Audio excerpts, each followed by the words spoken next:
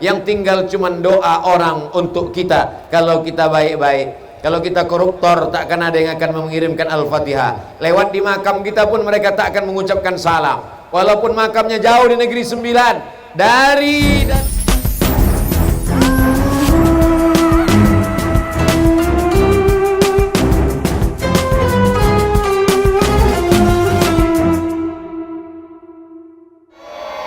Maulaya salli wa sallim daiman abada ala habibika khairil khalqi kullihim.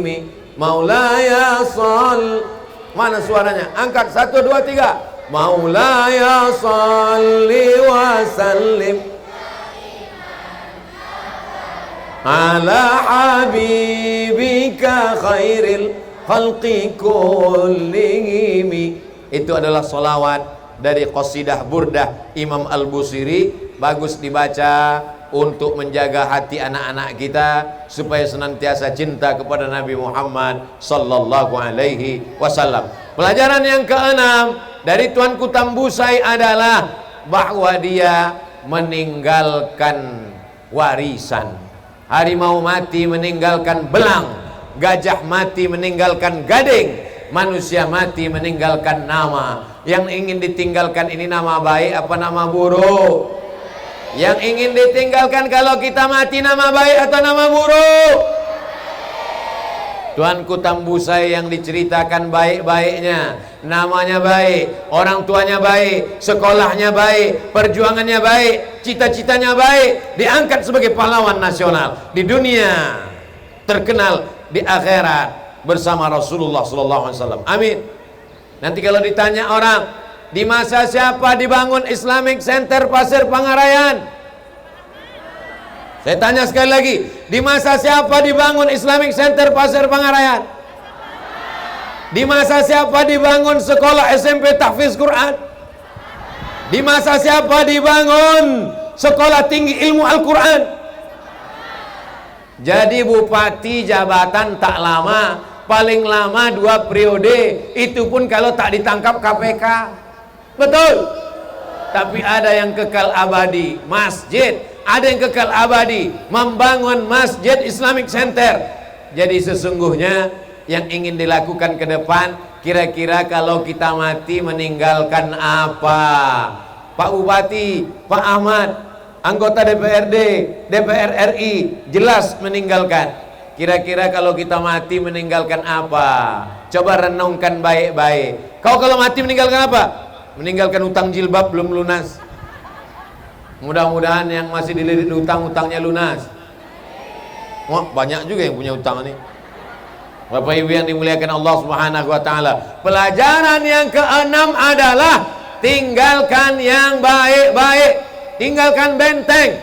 Saya begitu sampai di benteng Tuanku Tambusai, naik saya ke atas menengok. Belum ada ekskavator, belum ada traktor, belum ada truk. Orang yang berpikir jernih 140 tahun yang lalu, 1882, 2022, 140 tahun yang lalu, bagaimana dia membangun benteng? Lama saya tegak berdiri, ya Allah, pakai cangkol mereka membangun ini dulu untuk mempertahankan. Berapa yang meninggal syahid ditembak oleh Belanda, tapi perjuangannya luar biasa. Anak zaman sekarang, apa yang dia tinggalkan?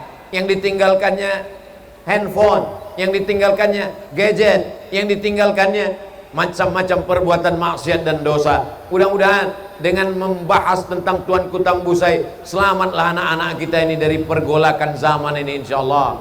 Diselamatkan Allah dari godaan akhir zaman yang luar biasa ini, insyaallah. Amin ya rabbal alamin. Yang terakhir, yang ketujuh, saya cukupkan pada 7 poin saja. Kenapa 7 Pak Ustadz? Hari 7, siang 7, malam 7, 7 lapis langit, 7 lapis bumi, 7 putaran tawaf, 7 putaran sa'i. Nah, itu kan bisa-bisa Ustadz Somad aja kebetulan, terserah, biar supaya mudah mengingatnya. Nanti kalau ada orang bertanya, apa tadi acaranya? Tablik akbar. Siapa yang tausiah? Ustadz Somad. Apa yang disampaikannya? 7 pelajaran dari Tuanku Tambusai. Apa aja yang 7 itu? Entah aku pun tak ingat, panas sekali, berkunang-kunang kepalaku.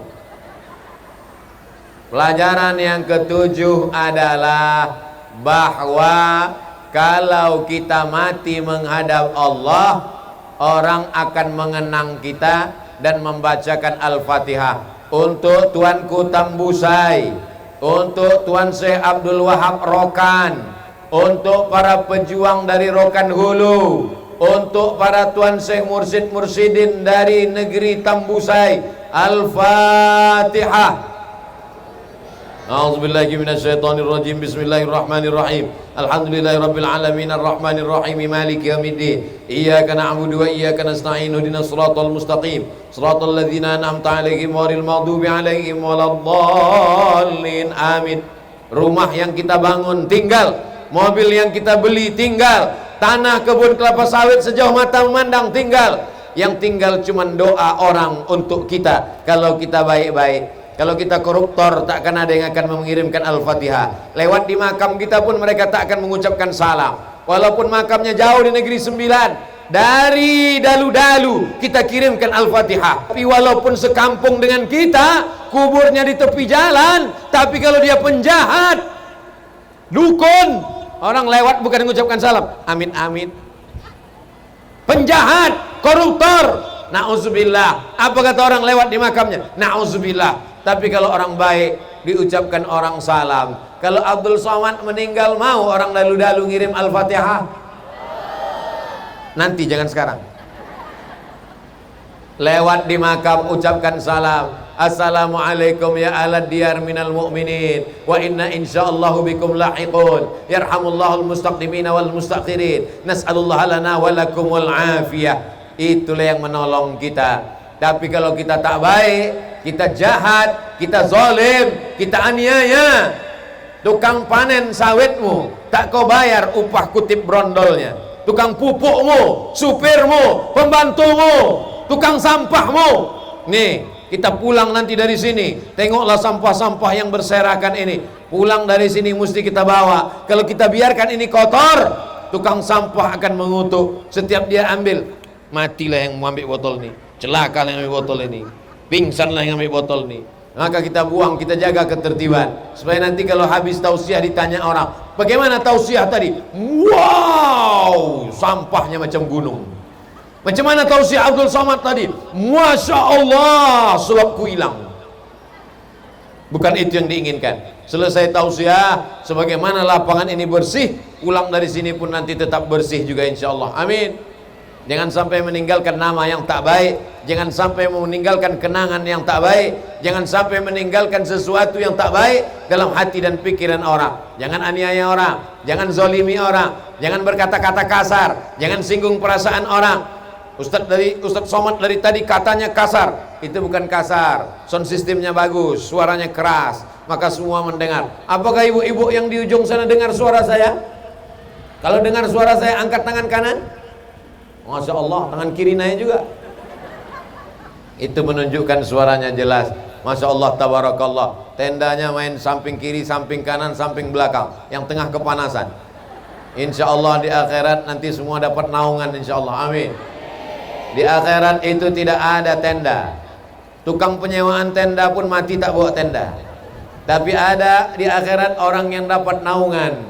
Siapa itu? Orang-orang yang berkasih sayang karena Allah. Doakan saya dengan Pak Ahmad, dengan Pak Ucok Parla, dengan Pak Kelmi, dengan Ustadz Taufik berkasih sayang karena Allah. Tidak ada hubungan yang lain-lain. Sudah lama kami berkenal. Pak Ahmad membawa saya ke Rokan Hulu tahun 2010. Ustadz Somad nanti datang ke Islamic Center. Siap. 2010 saya dipanggil sampai 2016. 2016 berganti bupati. Nama saya tak masuk lagi. Sejak itulah saya tak datang lagi. Setelah 2016 tak lagi masuk ke Rokan Hulu. 2017 masuk TV, baru diundang lagi. Saya tak mau datang. Sekarang datang. Hubungan baik. Mudah-mudahan bersahabat di dunia, bertetangga di surga insya Allah. Ustaz, nanti kalau masuk ke surga ingin jumpa siapa? Orang pertama yang ingin kujumpai adalah Nabi Muhammad SAW. Setelah itu adalah kedua orang tua. Setelah itu adalah para alim ulama. Setelah itu adalah mujahid fisabilillah. Di antara mujahid fisabilillah yang ingin kita ketemui adalah Tuanku Tambusai. Mudah-mudahan kita bisa berjumpa dengan Tuanku Tambusai nanti. Kita tanya betul Tuanku Tambusai, bagaimana perjuangan dia. Almar'u ma'aman ahab, orang akan bersama dengan siapa yang dia cintai. Cinta kita kepada Tuanku Tambusai, kita pelajari sejarah hidupnya, kita amalkan amal-amalannya, kita didik anak kita supaya menjadi mujahid seperti beliau. Insya Allah kita pun akan bersama dengan beliau, insya Allah. Di akhir majlis, mari kita sama berdoa kepada Allah Subhanahu wa Ta'ala. Mudah-mudahan dalu-dalu Rokan Hulu tetap menjadi baldatun thayyibatun wa rabbun ghafur. Pak Ahmad cita-citanya ingin membangun Riau, disampaikan Allah niat baiknya. Kalau dia jadi bupati, yang bisa dibangunnya cuman Rokan Hulu. Kalau dia jadi DPR RI, yang bisa dibangunnya cuman sektor agama, karena Komisi 8 itu hanya ngurus agama. Tapi kalau Pak Ahmad jadi gubernur Riau, insya Allah banyak yang bisa dia lakukan untuk Riau. Betul? Setuju orang dalu-dalu? Yang setuju angkat tangan. Masya Allah, jadi nih Pak Ahmad. Ala hazihin niyah al-Fatihah. A'udzubillahi minasy